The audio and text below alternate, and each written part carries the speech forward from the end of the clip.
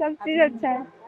क्या है आपकी पसंद रही, क्या चीज आपको अच्छा लगा? जो पुरानी चीजों से जो नए वो करते हैं वो अच्छा लगा है। कबाड़ से जो चीजें बनाई है वो अच्छा पसंद आया, घर में आप ट्राई करोगे? हाँ करूँगी। ठीक है, तो अच्छा आप लोग बताइए, ये यहाँ मिल के बता दीजिए आप क्या सीखे ये गार्डन घूमने के बाद, क्या कुछ अपने को जानने को मिला, क्या सीख पाए? इसको हम घर में भी बना के देख सकते हैं, वेस्ट चीज को बनाकर घर में सजावट के लिए कर सकते हैं, डेकोरेशन। अच्छा, ये पूरे आयोजन का नाम है जल जगार जो है, तो अभी आप घूम लिए मेला, क्या सीखे, क्या उसका संदेश आपको मिल लग रहा है कि हमें पानी का बचाव करना है, ज़्यादा पानी को वेस्ट नहीं करना है और आगे पीढ़ी के लिए हमको पानी का बहुत आवश्यक है, इसलिए ना पानी को बचा कर रखना है। तो पानी कुछ ये भी सीखेगा कि कैसे बचाएंगे, पानी बचाना तो है लेकिन कैसे बचाएंगे?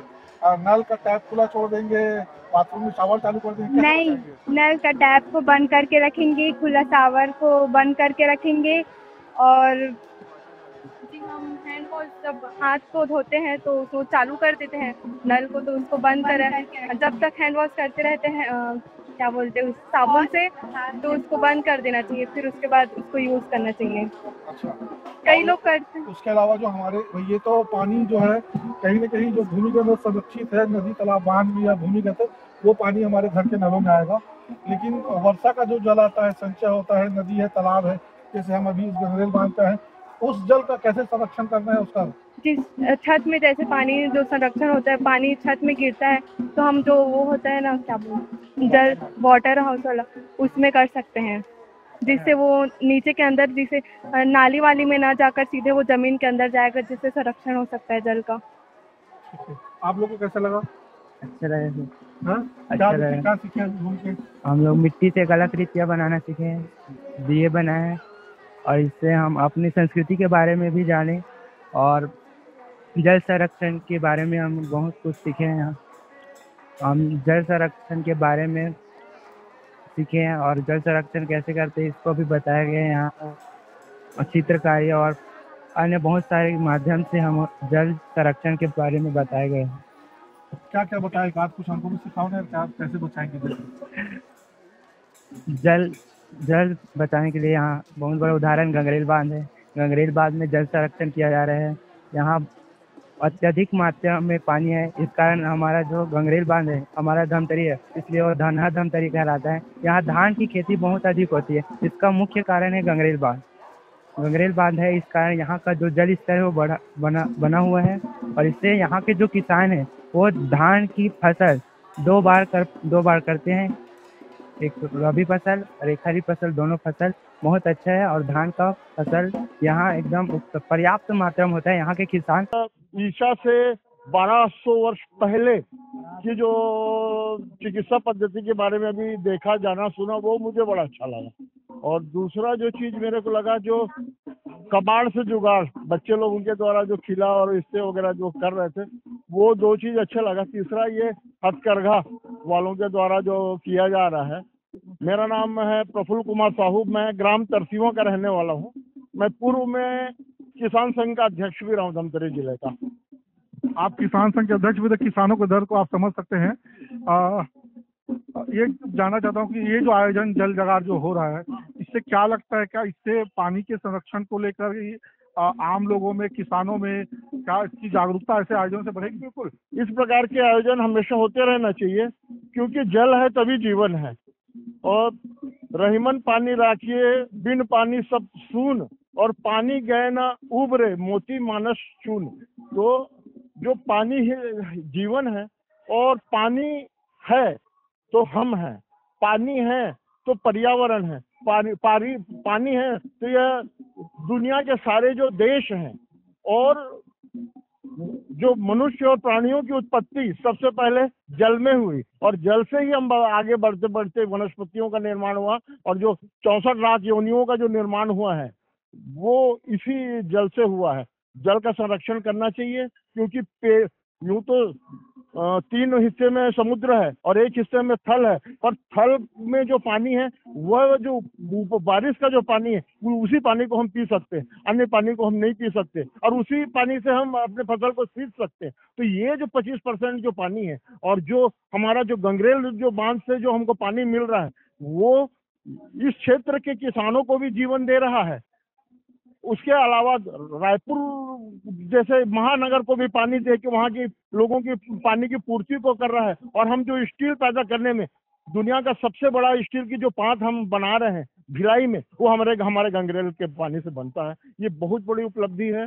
हम लोगों को इसके लिए 55 गांव कुर्बान करने पड़े हैं, पर आज भी किसानों को समय पड़ने पर सरकार के द्वारा पानी नहीं उपलब्ध नहीं कराया जाता। ये सबसे बड़े दुख की बात है। हमने 55 गांव हमारे उजाड़े हैं, तो पहला हक हमेशा किसानों का बनता है पानी के लिए। मैं आप क्योंकि किसान नेता है और 55 गांव का आप नेतृत्व कर रहे हैं, तो मैं उसी से संबंधित एक सवाल ये भी है कि इस बांध को बने हुए लगभग 50 साल से ऊपर हो चुके हैं, लेकिन हाँ, तो अभी भी ऐसी हमारी पास जानकारी की कुछ रिपोर्ट हमने भी पढ़ी है।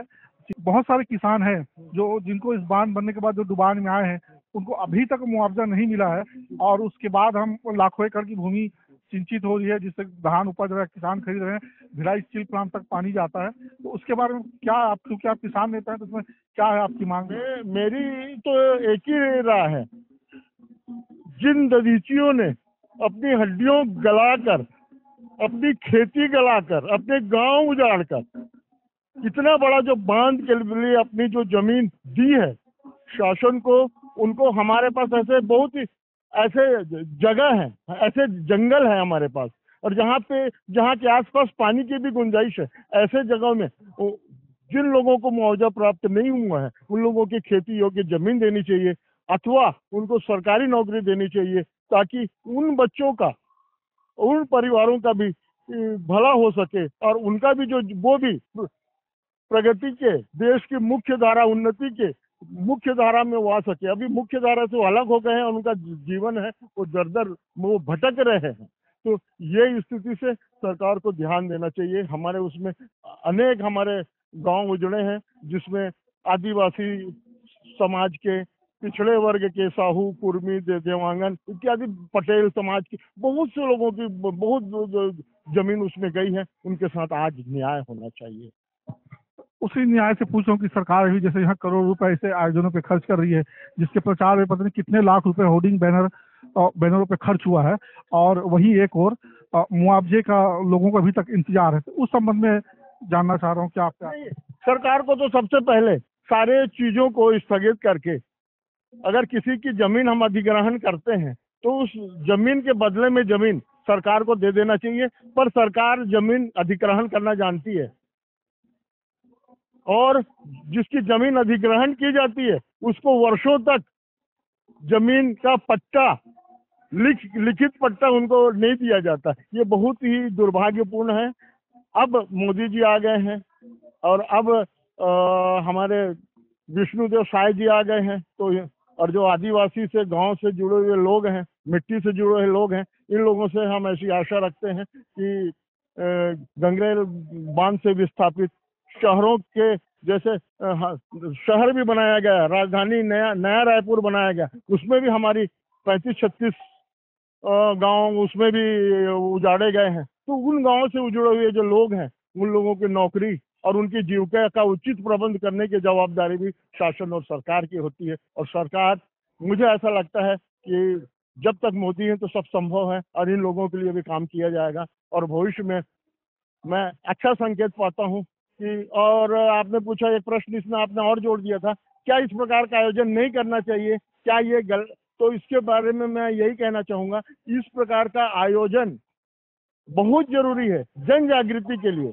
जन जागृति के लिए हम सनातन संस्कृति से जुड़े हुए हैं। जब इस प्रकार के हम जल की पूजा करते हैं, हम वृक्षों की पूजा करते हैं, और हम अपनी जो अंगार से जो प्रकट हुई है माता अंगार मोती का हम पूजा करते हैं, तो इससे हमारी संस्कृति भी पल्लव होती है, सनातन धर्म भी पुष्ट होता है, लोग संस्कारित होते हैं।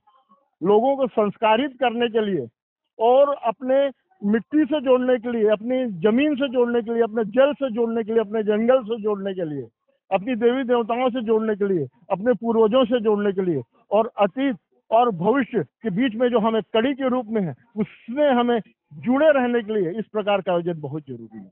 और इस प्रकार के आयोजन निश्चित रूप से होने चाहिए, और इस प्रकार के सरकार के इस योजना की मैं बहुत सराहना करता हूँ।